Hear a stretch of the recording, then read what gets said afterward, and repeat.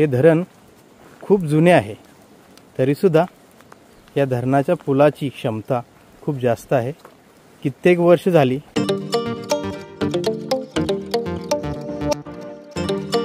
नमस्कार मित्रांनो, जय शिवराय, जय शंभूराजे. आज मी तुम्हाला सह्याद्रीच्या सानिध्यामधले एक असे धरण दाखवणार आहे. या धरणाची लांबी एवढी जास्त आहे, म्हणजे 7 किलोमीटरपेक्षा जास्त हे धरण फक्त लांबीला आहे. विचार करा, मांजरे गावाच्या वरती हे धरण सुरू होतं आणि विशाळगडाच्या पायथ्यापर्यंत जाते. म्हणजे किती लांबीला हे धरण आहे. जर आपण एखादी बोट घेऊन या धरणामध्ये प्रवेश केला आणि प्रवास करत करत पुढे गेलो तर आपल्याला पुढे जात असताना दोन्ही साईडला उंच सह्याद्रीचे पर्वत दिसतील. सह्याद्रीच्या घनदाट जंगलामधून आणि पर्वतामधून हे धरण पुढे विशाळगडाच्या पायथ्यापर्यंत जाते. एवढे हे धरण लांबीला आहे. आणि दुसरी गोष्ट म्हणजे धरणाचे पाणी जिथून बाहेर पडते तिथे दरवाजे आहेत. ते दरवाजे वर खाली कसे केले जातात, तिथून पाणी किती जोरात म्हणजे किती स्पीडने बाहेर पडते हे देखील आपल्याला प्रत्यक्ष तिथं जाऊन बघायचं आहे. आणि तिसरी गोष्ट म्हणजे धरणाच्या बांधाच्या खाली वीज निर्मिती केली जाते. त्यासाठी लागणारे पाणी धरणाच्या मधून बाहेर सोडले जाते. ते मधून पाणी बाहेर कसे जाते ते बघण्यासाठी आपल्याला एका पुलावरून प्रवास करत करत धरणाच्या मध्ये जावं लागणार आहे. आणि तिथं जाऊन बघावं लागणार आहे पाणी धरणाच्या मधून बाहेर कसे सोडले जाते वीज निर्मितीसाठी. आता मी धरणाच्या बांधावरती आलेलो आहे आणि हे धरण रुंदीला कमी आहे पण लांबीला खूप जास्त आहे. बघू शकता, हे पूल आहे आणि आतमध्ये एक पॉईंट आहे, तिथून धरणाचे पाणी बाहेर सोडले जाते वीज निर्मितीसाठी. हे देखील आपल्याला प्रत्यक्ष तिथं जाऊन बघायचं आहे. तर चला मित्रांनो, कोल्हापूर जिल्ह्यातील शाहूवाडी तालुक्यामध्ये असलेले कासारी धरण जवळ जाऊन बघूया आणि इथं काय काय आपल्याला बघायला मिळतं हे देखील बघूया. मित्रांनो, मी आता कासारी धरणाच्या बांधावर आलेलो आहे. आतमध्ये गाडी आणता येत नाही, गेटच्या बाहेरच गाडी लावावी लागते. आणि हा नजारा बघा मित्रांनो, सर्वत्र सह्याद्री पर्वत आहेत आणि सह्याद्रीचे घनदाट जंगल आहे. अशा सुंदर निसर्गाच्या सानिध्यामध्ये हे धरण बनवलेलं आहे. बघू शकता मित्रांनो तुम्ही, हे धरण किती सुंदर दिसत आहे. आणि धरणाच्या आतमध्ये जो पॉईंट आहे जिथून वीज निर्मितीसाठी पाणी सोडलं जातं तो पॉईंट आपण नंतर बघायचा आहे. सर्वप्रथम आता आपण या धरणाचा बांध बघूया. आणि या धरणाच्या खाली हे घर दिसत असेल, या ठिकाणी वीज निर्मिती केली जाते. आतमध्ये कोणाला जाऊन दिलं जात नाही. पण आता आपण या बांधावरून चालत चालत पुढे जाऊया आणि पुढे जाऊन सर्वप्रथम तो पॉईंट बघूया जिथून धरणाचे पाणी बाहेर सोडले जाते. त्या ठिकाणी दरवाजे आहेत. तो नजारा कसा आहे आणि तिथला व्ह्यू कसा आहे हे सर्व आपल्याला तिथं जाऊन बघायचं आहे. मित्रांनो, धरणाच्या दुसऱ्या पॉईंटवर मी पोहोचलेलो आहे. इथून धरणाचे पाणी दरवाजामधून बाहेर सोडले जाते. आता आपण या पुलावर चढूया आणि बघूया या धरणाला किती दरवाजे आहेत आणि दरवाजे वर खाली कसे केले जातात हे आपल्याला बघायचं आहे.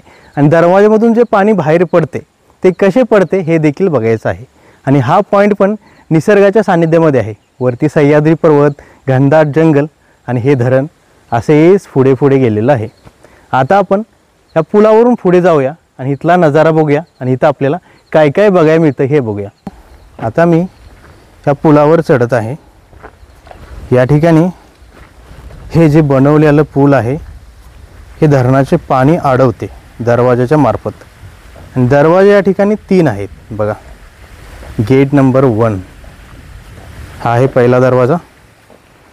बघू शकता तुम्ही, हे पाणी या दरवाजाने कसे थांबवून ठेवलेलं आहे. आणि इथून खाली बघा हा पहिला दरवाजा कसा आहे. पण मित्रांनो, आपल्याला दरवाजामधून पडणारे पाणी बाहेर दिसू शकत नाही. या पुलाचे 3 दरवाजे बंद केलेले आहेत बघा. हा आहे गेट नंबर 2 म्हणजे दरवाजा नंबर 2 बघा. इथून पण पाणी थोडंच बाहेर येत आहे. आता आपण गेट नंबर 3 बघूया. तिसरा दरवाजा बघूया, तिथून पाणी बाहेर येतंय का नाही हे बघूया. हा आहे गेट नंबर 3 दरवाजा नंबर 3. पण इथून पण मित्रांनो पाणी बाहेर येत नाही.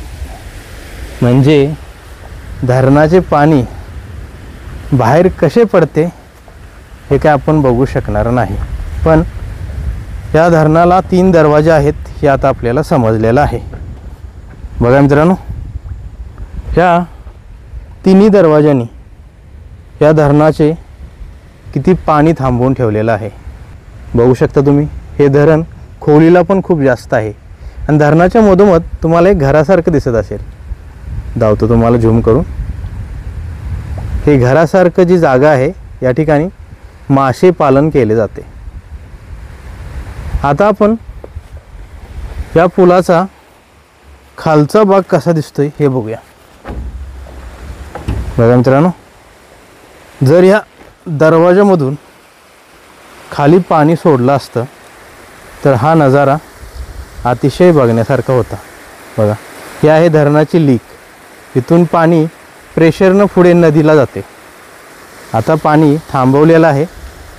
मी विचारलं या ठिकाणी पाणी का सोडलेलं नाही, तर ते म्हणाले धरणाची अजून लेवल झालेली नाही, म्हणजे धरण अजून पूर्णपणे भरलेलं नाही, त्यामुळे दरवाजे बंद केलेले आहेत। आता आपण ह्या पॉईंटवर जाऊया, इथून पाणी वीज निर्मितीसाठी कसे बाहेर जाते हे बघूया। त्यासाठी आपल्याला दुसऱ्या पुलावरून प्रवास करत पुढे जावं लागणार आहे। मित्रांनो, धरणाचा दुसऱ्या पॉईंट जवळ आल्यानंतर रिमझिम पावसाला सुरुवात झालेली आहे, त्यामुळे मी कोट घातलेला आहे आणि माझ्या मागे तुम्हाला हे पूल दिसत असेल।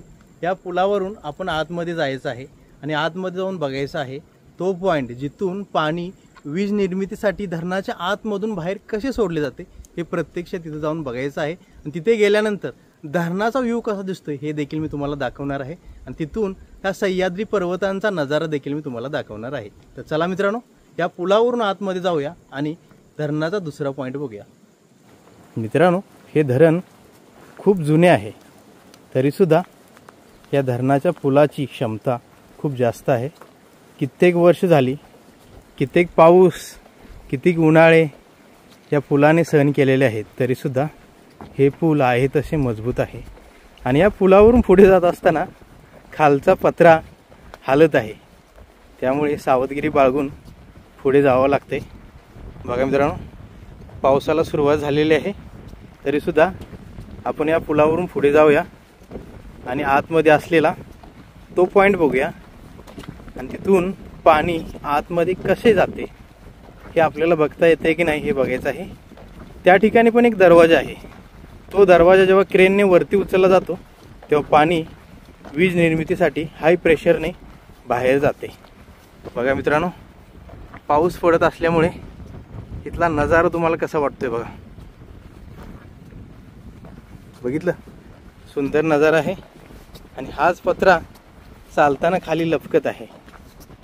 मित्रांनो, या पुलावरून पुढे जात असताना भीती पण वाटत आहे, कारण खायला पत्रा लपकत आहे, त्यामुळे सावधगिरी बाळगून पुढे जावं लागत आहे। कारण या पुलाला कित्येक वर्ष झालेले आहे, त्यामुळे खालच्या पत्र्याला जंग पण लागलेला आहे आणि त्यातून पाऊस पण पडत आहे, त्यामुळे ॲडव्हेंचर सारखे हे सर्व आपल्याला वाटत आहे। आता आपण त्या पॉईंट जवळ पोहोचलेलो आहे, तो पॉईंट बघूया आणि तिथून पाणी आता सध्या जात आहे की नाही आणि ते पाणी कसे जाते हे देखील बघूया। बघा मित्रांनो, या ठिकाणी मी पोहोचलेलो आहे आणि त्या क्रेनने हा दरवाजा बांधलेला आहे। सध्या तो किती वरती उचलला आहे हे बघूया। आणि हा पॉईंट मस्त आहे बघा, हा आहे दरवाजा। हा दरवाजा जेव्हा या क्रेनने वरती उचलला जातो तेव्हा पाणी वीज निर्मितीसाठी बाहेर सोडले जाते। बघू शकता तुम्ही मित्रांनो।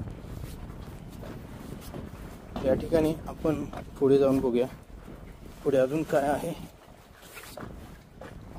बघा मित्रांनो, वरती जाण्यासाठी शिड्या आहेत, पण आपण वरती काय जाऊ शकणार नाही, कारण शिड्यांना जंग लागलेला आहे, त्यामुळे रिक्स घेऊन चालणार नाही।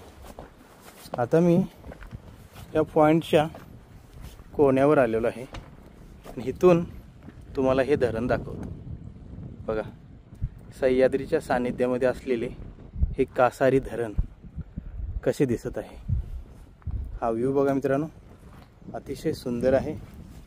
चारी बाजूनी सह्याद्री पर्वत आहेत, जे पूर्णपणे घनदाट जंगलाने भरलेले आहेत आणि या सह्याद्री पर्वताच्या मधोमध हे सुंदर धरण आहे आणि या धरणातील हे पूल पण एक ॲडव्हेंचर सारखे आहे, आणि खाली जाण्यासाठी इथून शिड्या आहेत, पण शिड्या जंगलेल्या आहेत त्यामुळे खाली जाणे ठीक नाही.